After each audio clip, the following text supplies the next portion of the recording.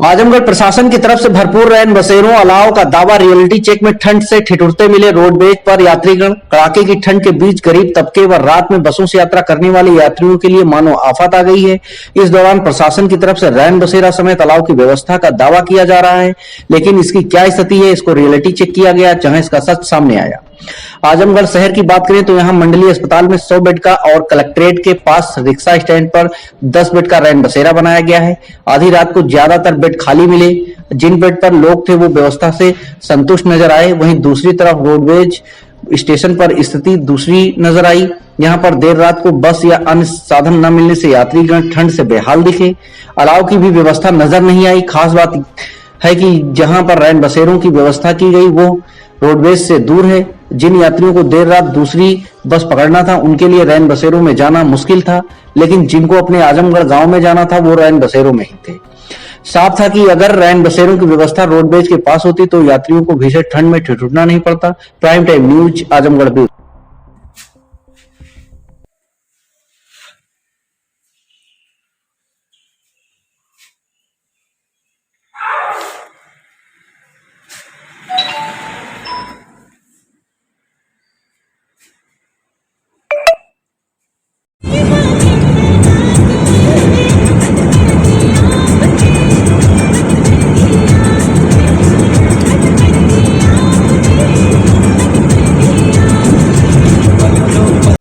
क्या नाम है आपका? संदीप कुमार आर्या। आप यहाँ पे क्या करते हैं? हम यहाँ पे मैनेजर के पद पे कार्यरत हैं, प्रबंधक के पद पे कार्यरत हैं। क्या व्यवस्थाएं हैं रैन बसेरा में? रैन बसेरे में ये व्यवस्था है, रहने की सारी सुविधाएं हैं, जैसे बेड, बिस्तर, कंबल, तकिया, सबको अलग अलग व्यवस्थाएं दी जाती हैं यहाँ पे।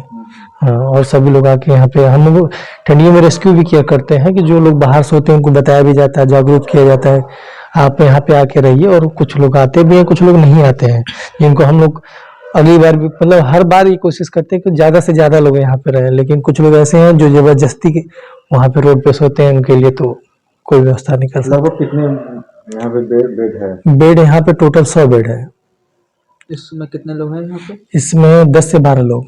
किस तरह से लोगों को जागरूक किया जाता है? जागरूक का मतलब हम लोग जैसे ठंडियों में रेस्क्यू करते हैं, रेस्क्यू वैन हमारी है, एक रोटी वैन का ई रिक्शा चलता है, उसी से हम लोग जाते हैं और वहां से हटाते हैं और लेके भी आते हैं। उसी रिक्शे से सेंटर पे लेके आते हैं, दिखाते हैं और बताते हैं सभी को कि, और हैंडबिल और पैम्पलेट से हम लोग ऐड भी करते हैं कि यहाँ पे। और हम लोग शहर में यहाँ पे रोडवेज पे, रिक्शा स्टैंड पे और रेलवे स्टेशन पे तीनों जगह अपनी बड़ी बड़ी होर्डिंग लगवाए हैं और हॉस्पिटल में भी लगवाए हैं। टोटल की मतलब जो भी जितने जरूरतमंद लोग हैं यहाँ पे आके अपनी व्यवस्था का, सुविधा का लाभ उठा सके। क्या खाने में भी व्यवस्था रहती है? खाने की व्यवस्था का जैसे यहाँ पे कोई सरकारी बजट नहीं है खाने की, मतलब यहाँ पे हम लोग रोटी बैंक स्वेच्छानुसार चलाते हैं। जो इसका उद्घाटन डीएम साहब ने किया था, तो उसका उद्घाटन में उन्होंने किया था कि जैसे रोटी बैंक जिस भी कोई प्रोग्राम होता है, खाना साफ सुथरा खाना अगर बच जाता है तो वो लोग लाके हम लोग सेंटर पर खिलाते हैं। अगर जैसे मान लीजिए जो इच्छुक नहीं है, जैसे मान लीजिए नहीं बना खाते, तो उनके लिए हम लोग थोड़ी सी सुविधा देते हैं यहाँ से।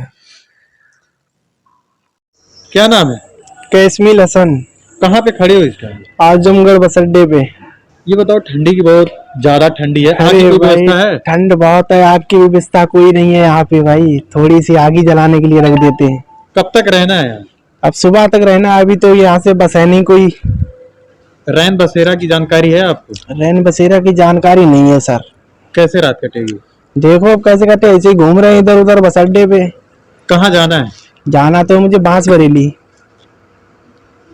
कोई व्यवस्था है सोने की, रहने की? हाँ, बैग में है जो भी कुछ है, चादर है और कुछ नहीं है बाकी।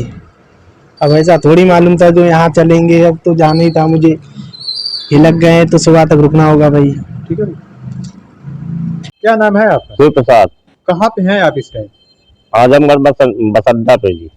बताइए, ठंडी काफी ठंडी है, आग की कोई व्यवस्था है यहाँ पे? यहाँ तो नहीं दिखाई पड़ रही जी। आप कब तक रहना आपको यहाँ पे? अरे 3-4 घंटे तो रहना पड़ेगा जी। कहाँ रहेंगे? यही रैन बसेरा तो पता है नहीं जी। कहाँ से आए हैं आप? रायबरेली। कहाँ जाना है? जाना जी खरियानी। रात कैसे कटेगी आप? अब किसी तरह कम्बल उम्बल है एक आधा जी, कर लेंगे गुजारा जी। सर, आजमगढ़ शहर में कितने रैन बसेरा हैं और उनके लिए कितने लोगों को क्या क्या सुविधा वहाँ उपलब्ध है? आजमगढ़ शहर में मुख्य रैन बसेरा हमारा अस्पताल सीएमओ ऑफिस के पास वाला है, जिसमें 100 बेड की सुविधा है। जो भी तीमारदार आते हैं उनके परिजन वहां जाकर रुकते हैं। एक रैन बसेरा यहाँ नगर पालिका द्वारा संचालित किया जा रहा है कलेक्ट्रेट के पास, जहां बस अड्डे पर रेलवे स्टेशन पर जो भी यात्री आता है, अगर वो कतिपय कारणों से नहीं जा पाता तो उसको लाकर यहाँ पे उसकी पूरा रात को देखभाल की जाती है। उसको पूरा कंबल, बेड, सारी चीजें मुहैया कराई जाती है। पीने के पानी की सुविधा है, साफ सफाई का पूरा ध्यान रखा जा रहा है। सर, प्रचार प्रसार के अभाव में बहुत से यात्री अभी भी रोड देखिए, कोई व्यक्ति अगर बाहर से आ रहा है तो उसको शहर की भौगोलिक जानकारी नहीं रहती